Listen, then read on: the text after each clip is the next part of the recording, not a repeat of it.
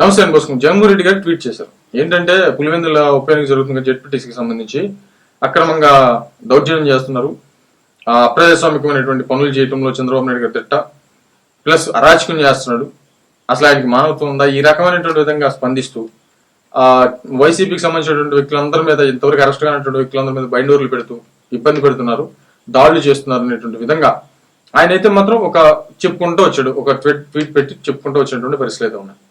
But దీంట్లో ఏంటంటే YCP పెట్టి వాళ్ళు ఓడిపోయింది అనుకోండి, ఇదిగో అరాచకంగా న్యాయం చేసి గెలిచారు అనేటువంటి విధంగా ప్రచారం చేసుకుంటారు. ఇది కామన్.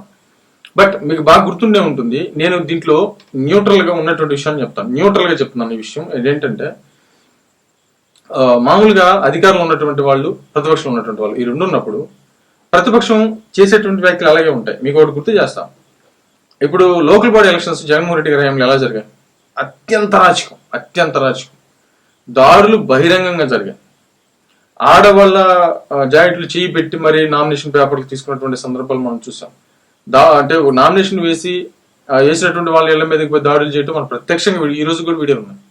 డైరెక్ట్ గా టీడీపీ పార్టీకి సంబంధించిన ప్రజాప్రతినిధుల మీద తుర్కా కిషోర్ అనేటువంటి ఆయన చేసినటువంటి దాడి మన అందరికీ తెలుసు. ఆయన ఇప్పుడు అరెస్ట్ అయి ఉన్నాడు. ఒక బోరుగడ్డ అనిల్ కావచ్చు, ఒక శ్రీరెడ్డి కావచ్చు, ఇలాగ చెప్పుకుంటూ పోతే బోరుగడ్డ అనిల్ అయితే డైరెక్ట్ గా ఒక సిట్టింగ్ ఎమ్మెల్యే ఫోన్ చేసి ఈడ్చుకొచ్చేస్తున్నాడు బండికని, నాకు జగన్మోహన్ రెడ్డి గారు అంటే అందరినీ చేసేస్తానని వేసేస్తానని, ఇట్లాగా ఎంత భయంకరమైన కామెంట్స్. అసలు చెప్పేది పుట్టుకల గురించి భయంకరమైన కామెంట్స్, పిచ్చిగా తిట్టినటువంటి పరిస్థితులు అందరికీ తెలుసు. మనందరూ అప్పుడు ఏమన్నా ఆపగలిగామా? అప్పుడు ఏమన్నా చెప్పగలిగామా? ఏం లేదు కదా. బట్ అప్పుడేంటి, అప్పుడు ప్రతిపక్షంలో ఉన్నటువంటి వాళ్ళు ఇది అప్రజాస్వామికం, అన్యాయం, ఇది అక్రమం, ఈ ఎన్నికలు ఇలా జరగటానికి లేదు, ఇలా చేస్తున్నారు అనేటువంటి విధంగా అప్పుడు ప్రతిపక్షంలో ఉన్నటువంటి వ్యక్తులు ప్రస్తావించారు. మనందరికి తెలుసు. ఇప్పుడు విపక్షంలోకి జగన్మోహన్ రెడ్డి గారు వచ్చారు.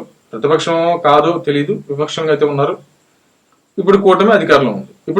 ఇప్పుడు ఒక ఉప ఎన్నిక వచ్చింది పులివెందులో జెడ్పీటీసీకి సంబంధించి. దీన్ని అందరూ కూడా ఫ్రెస్టేజ్ గా తీసుకున్నారు, ముందుకు వెళ్తున్నారు. ఇప్పుడు చేసినటువంటి కామెంట్స్ ఏంటి? వైసీపీ పార్టీకి సంబంధించి ఇట్లా అప్రజాస్వామికం, దాడులు జరుగుతున్నాయి ఇవన్నీ. అప్పుడు ప్రతిపక్షంలో ఉన్నటువంటి టైంలో టీడీపీకి సంబంధించి ప్రస్తావించింది అదే.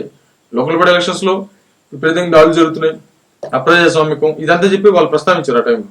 ఇప్పుడు జగన్మోహన్ రెడ్డి గారు అదే పరిస్థితి వచ్చింది, ఆయన ప్రస్తావిస్తున్నారు. రేపు జగన్మోహన్ రెడ్డి గారు మళ్ళీ అధికారంలో ఒకళ్ళు వచ్చి టీడీపీ కూటమి ప్రతిపక్షంలో ఉంటే మళ్ళీ ఏదైనా ఉప ఎన్నిక వస్తే సేమ్ డిటో ఉంటది, ఏముండదు, అసలు సమస్య లేదు. దీంట్లో అప్రజాస్వామికంగా అందరూ చేస్తున్నారా లేకపోతే ఒకరే చేస్తున్నారా? ఈ విషయం ప్రజలు గమనించుకోవాలి. అంటే ఇది న్యూట్రల్ గా ఉండి ఆలోచించాల్సిన, అందరి కార్యకర్తలు ఆలోచించాల్సిన విషయం. కాబట్టి ఇక్కడ గెలుపు అనేది ప్రధానంగా చేసుకుని ఏమైనా చేస్తారు అనేటువంటి విషయం మనకు తెలుసు. కాబట్టి ప్రతిపక్షంలో ఉన్నటువంటి వాళ్ళ మాట సేమ్ ఉంటది, అధికారంలో ఉన్నటువంటి మాట సేమ్ ఉంటది. మేము అలా చేయట్లేదు అంటారు వాళ్ళు, చేస్తున్నారు అంటారు వీళ్ళు. ప్రజాస్వామ్యబద్ధంగా మేము వెళ్తున్నాం అంటారు, వీళ్ళు ప్రజాస్వామ్యబద్ధంగా వెళ్ళట్లేదు అని అంటారు. వీళ్ళు అధికారంలోకి వచ్చి వీళ్ళు ప్రతిపక్షంలోకి వస్తే మళ్ళీ సేమ్ డైలాగ్ ఉంటాయి.